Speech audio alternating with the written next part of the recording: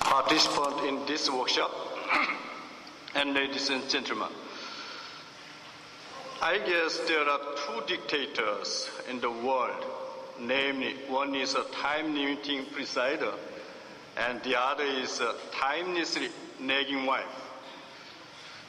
According to local rule of this workshop, I, even as a free cosmopolitan citizen, am destined to summarize my paper within no more than 5 minutes. I guess it is important to be clear about the logical structure, content, and function of proportionality. But I think it is more important to discern misapplication from application of proportionality. I'd like to introduce Korean experience as the proportional test. So I will criticize on the decision of Korean Constitutional Court on the exclusion of the ordinary court's judgments from the constitutional complaint in terms of balancing and proportional test. Article 23, Section 4 of the Income Tax Act raised the standard of the taxation by the standard market price instead of the actual selling price when assessing the income tax on the interest gained by transfer in the sale of realty and other assets. But in such case, as determined by the presidential decree, the interest gained by transfer shall be the interest assessed by the actual selling price. The Constitutional Court, in another case, ruled that provision is limitedly unconstitutional. By the way, the Supreme Court held that such a provision is constitutional, contrary to the Constitutional Court's prior decision. The Supreme Court declared that such a qualitatively in part unconstitutional decision of the Constitutional Court did not bind the Supreme Court and other ordinary court because it was merely an interpretation of a statute, which is at most an advisory opinion. Thus, in a constitutional complaint in 6-3, the Constitutional Court held that the provision which excludes the judgment of ordinary courts from the being challenged in constitutional complaint is unconstitutional so far as judgments are interpreted as including a judgment which violates the basic rights of the people by applying a statute that the Constitutional Court had decided unconstitutional. The judgment of the Supreme Court is reversed and the taxation imposed on the petitioner is repealed. The legislative aim is that exclusion is presumed to keep the authority of the Supreme Court and to prevent the frivolous suit from the overloaded docket.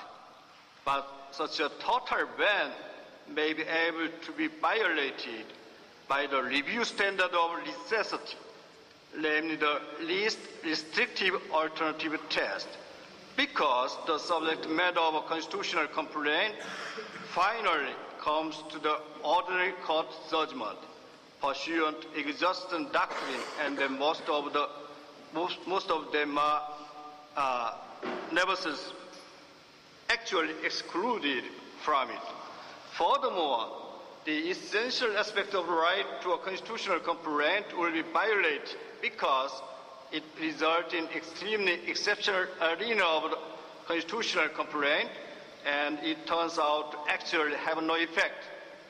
Consequently, the sweeping prohibition against the ordinary court judgment from the subject matter of the constitutional complaint will be also violated by the review standard of the proportionality in a narrow sense, namely the balancing test, because the legally protected interest based on rule of law occurred when a constitutional complaint against ordinary court judgments should be permitted will be greater than those of the legally protected interest occurred by the full-scale barrier to them. As conclusion, I'd like to say, I think legal reasoning based on reason is always better virtue than the political decision based on voluntary will in order to solve extreme conflict necessarily occur in national society.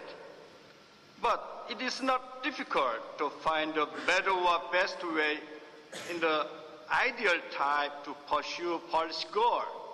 But it is so difficult to find a practical way in everyday life's absurdness to promote it. Nevertheless, there is but one step from the sublime to the ridiculous. Thank you very much for listening. Thank you very much for these really interesting presentations. Before I open the floor to general comment, I thought I'd raise a question that would interest me to hear more from our panelists about, these last two panelists. Both Dr. Huang and Dr. Villalta-Puig are critical of domestic constitutional courts for their failure to apply a more robust standard of proportionality that presumably might result in the invalidation of more laws. And I wondered, after reading these two papers together, why each of these constitutional courts was adopting a more abridged version of proportionality, as in, to borrow Dr. Vialtapuja's term, and in the Korean case, invalidating, but only in part, a limitation on judicial review. And I wondered what the panelists or audience would think about whether there might be elements of judicial minimalism, a philosophy that courts should decide the least they could to resolve a case, in part to allow more space for democratic political decision-making. Now, this is a theory that is almost as controversial as proportionality, but that occurred to me. I don't know if our panelists would like to say something about this before I open the floor, or would prefer to reserve their thoughts until we have more general questions. Thank you, Professor Jackson, once again. Perhaps my answer could be very brief, and I would refer to my dear colleagues from Melbourne, Professor Stone and Dr. Evans, who more than convincingly explained the possible motives for the adoption by the High Court of Australia of a doctrine of abridged proportionality. They referred to the strict formalism of the High Court, as well as the deference that the political system in Australia has for parliamentary sovereignty, and I second those arguments.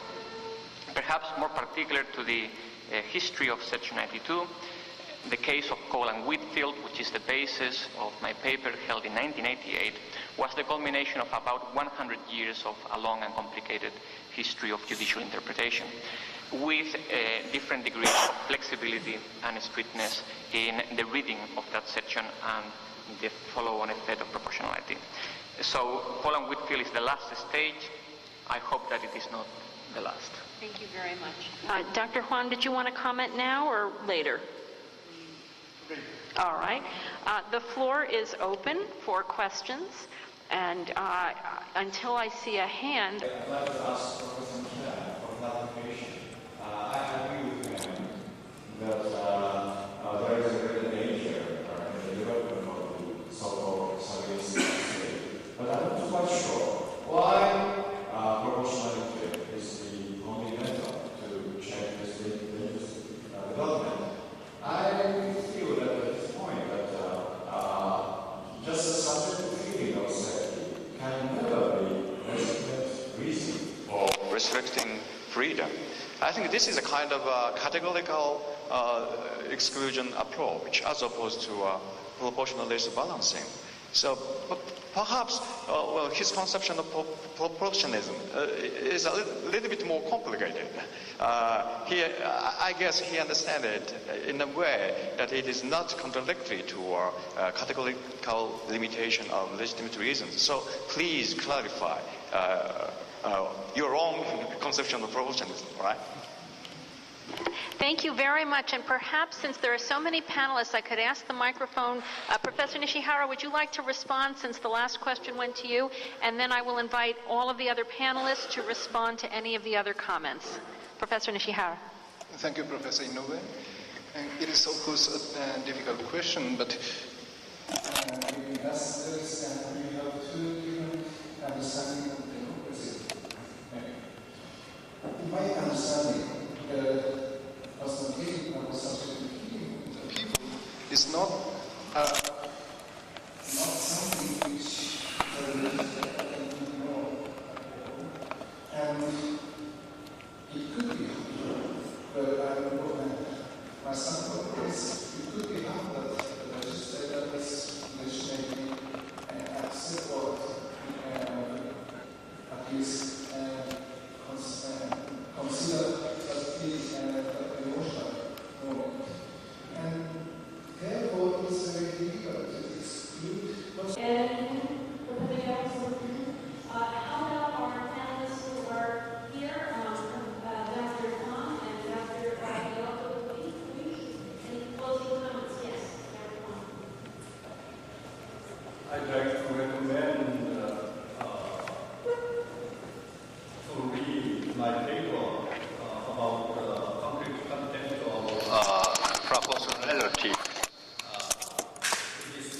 so complicated. I'd like to say only the political actors cannot and should not monopolize the wisdom to solve the extreme dispute occurring in the society. To solve the constitutional case, proportionality test provide so refined arsenal of reasoning. Remember,